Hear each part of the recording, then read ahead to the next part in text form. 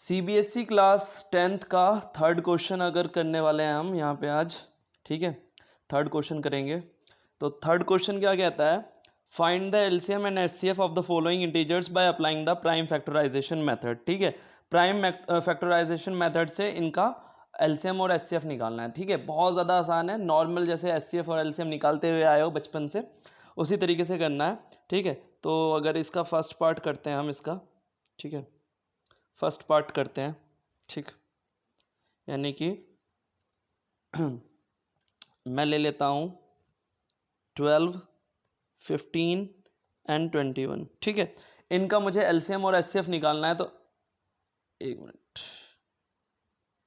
ठीक है, तो इनका मुझे एलसीएम और एचसीएफ निकालना है। तो सबसे पहले मैं क्या करूँगा, सबसे पहले यहाँ पे 12 का मुझे क्या निकालना होगा, प्राइम फैक्टराइजेशन से इसके फैक्टर्स निकालने होंगे। तो किस तरह से निकालता है, 12 का निकालेंगे तो 2 6 12, 2 3 6 एंड 3 1 3।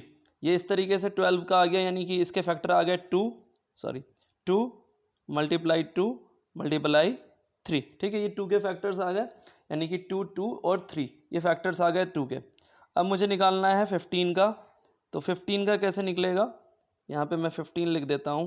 ठीक है, 15 का आ जाएगा 3 से 3 5 से 15 एंड 5 1 5, तो 3 का आ गया 3 एंड 5, ये इसके फैक्टर्स हैं।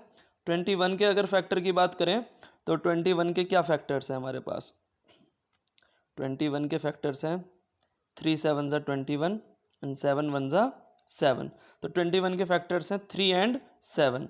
तो देखो कुल मिला के ये जो है, इसको मैं इरेज कर देता हूँ।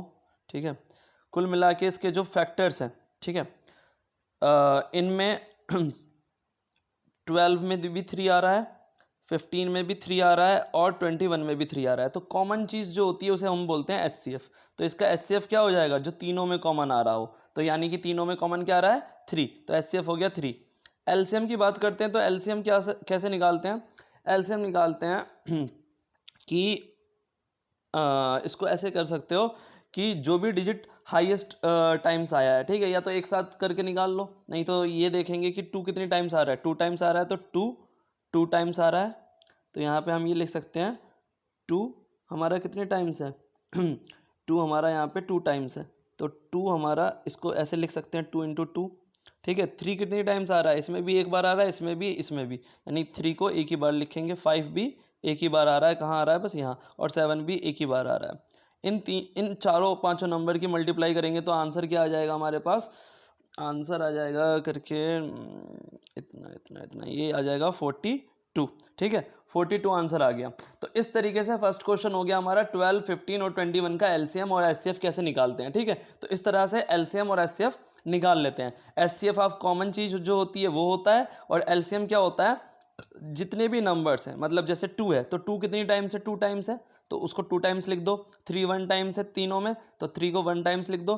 5 कितनी टाइम्स है, 1 टाइम्स ही है, तो 5 को 1 टाइम लिखो, और 7 भी एक ही बार है, तो इसको भी एक ही बार लिख दो। ठीक है, तो कुल मिला के इस तरीके से करते हैं और ये एलसीएम हमारा फाइंड हो जाता है। ठीक है, अब बात करते हैं किसकी, नेक्स्ट पेज की, मतलब नेक्स्ट क्वेश्चन की, 17, 23 और 29। ठीक है, 17, 23 और 29 मैं यहाँ पे नोट कर लेता हूँ, 17, 23 और 29, 17, 23 और 29, यानी 17, 23 एंड 29। देखो 17 का क्या फैक्टर हो जाएगा, 17 का फैक्टर 17 ही रहेगा। ठीक है, कुछ फैक्टर होता ही नहीं है, यानी 17 में 17 ही आएगा, ये प्राइम नंबर है। 23 भी एक प्राइम नंबर है और 29 भी एक प्राइम नंबर है, तो इसका ये तो किसी के फैक्टर होते ही नहीं, मतलब इनका कोई फैक्टर ही नहीं होता।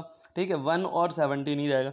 तो इसमें कुछ भी कॉमन आ रहा है, यहाँ पे 17 है, यहाँ पे 23 है, यहाँ पे 29 है, कॉमन तो कुछ भी नहीं है, यानी कि जिसका कॉमन कुछ ना आए उसका कॉमन फैक्टर क्या होता है, 1 होता है। क्यों, देखो 1, अगर किसी के पास कुछ भी कॉमन नहीं है तो भी उसके पास एक चीज़ कॉमन होती है, वो क्या होती है, 1।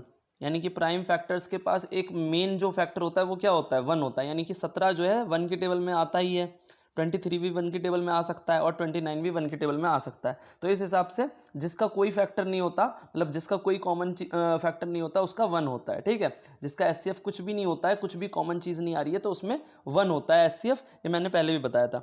अब एलसीएम कैसे निकालेंगे, तो एलसीएम निकालने के लिए इन तीनों नंबर्स को क्या करो, मल्टीप्लाई कर दो, 17, 23 और 29, ठीक है। इनको मल्टीप्लाई करने के बाद क्या आ जाएगा आंसर, इनको मल्टीप्लाई करने के बाद आ जाएगा 11339, ये आ गया आपका आंसर, ठीक है, सेकंड क्वेश्चन का। अब थर्ड वन देख लेते हैं एक बार, थर्ड क्वेश्चन क्या था, ठीक है। 8, 9 और 25, ठीक है, 8, 9 और 25, ये बहुत ज़्यादा आसान है, ठीक है। 8, 9 और 25, 8, 9 और 25, तो 8 के क्या फैक्टर्स हो जाएंगे, 2 मल्टीप्लाई 2 करके भी देख सकते हो आप लोग, ठीक है, कि 8 को अगर डिवाइड करेंगे 2 4 ज़ा 8, 2 2 ज़ा 4 और 2 1 ज़ा 2, समझ गए। इस तरीके से 8 के क्या हो गए 8 के हो गए 2 2 2, ठीक है। इसी तरीके से 9 का क्या हो जाएगा, 9 का हो जाएगा 3 मल्टीप्लाई 3, 5 25 का हो जाएगा 5 मल्टीप्लाई 5। तो अब देखो यहाँ पे जो है, यहाँ पे भी कॉमन चीज़ कुछ नहीं है, HCF यहाँ पे 2 आ रहा है, यहाँ 3 आ रहा है, यहाँ 5 आ रहा है, कॉमन तो कुछ नहीं है, तो जिसका कॉमन कुछ नहीं होता उसका क्या होता है, HCF 1 होता है, ठीक है। तो यहाँ पे HCF आ जाएगा 1। LCM क्या आएगा, LCM आएगा जो नंबर जितनी टाइम्स है उसको उतनी टाइम्स लिख दो, यानी 2 कितनी टाइम्स है, 3 टाइम्स है, तो 2 3 बार लिख दो, 3 कितनी बार लिखा हुआ है, 2 बार, 2 बार 3 लिख दो, 2 बार 5 लिख दो, ठीक है। अब इनकी मल्टीप्लाई कर दो, ठीक है। मल्टीप्लाई जब करेंगे तो ये क्या आ जाएगा 8 9 ज़ा, ठीक है, 8 9 ज़ा 72 और 72 15 ज़ा 1, ये 25 ज़ा 1800, ठीक है, ये 1800 आंसर आ गया, ठीक है। कुल मिला के ये 1800 एलसीएम आ गया। तो कुल मिला के देखो फटाफट, ये सेकंड का है, मतलब थर्ड का सॉल्यूशन है, सेकंड क्वेश्चन का सॉल्यूशन ये रहा और फर्स्ट का सॉल्यूशन ये रहा, ठीक है। तो ये तीनों क्वेश्चन कर दिए मैंने। एक बार मैं स्लाइड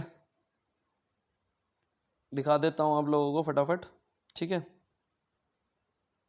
स्क्रीनशॉट ले लो, चलो, ठीक है।